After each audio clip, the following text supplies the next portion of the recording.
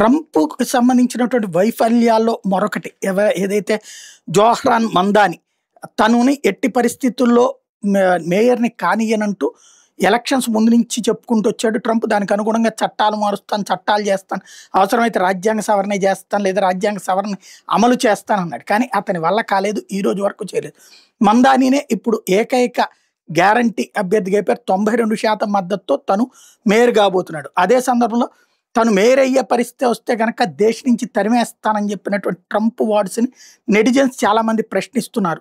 దానికి మొన్న ఈ మధ్యన ట్రంప్ అవసరమైతే డిపోర్ట్ చేస్తాను, ఏది అమెరికాలోకి వచ్చిన చొరబాటుదారులు శరణార్థులు అక్కడ ఉంటే కనుక న్యూయార్క్ దగ్గర ఉంటే వాళ్ళని మేము మా కేంద్ర బలగాలతో పంపిస్తాం, అడ్డుకుంటే మేయర్నైనా అరెస్ట్ చేస్తాం, మేయర్నైనా డిపోర్ట్ చేస్తాం, ఆయన సొంత దేశానికి డిపోర్ట్ చేస్తాం ఉగాండాకి అని స్టేట్మెంట్ ఇస్తే ముందు ట్రంప్నే నేను డిపోర్ట్ చేస్తాను, నాకున్న అధికారాలు ట్రంప్కి తెలియదు అంటూ రివర్స్ అవుతున్నాడు మందాని.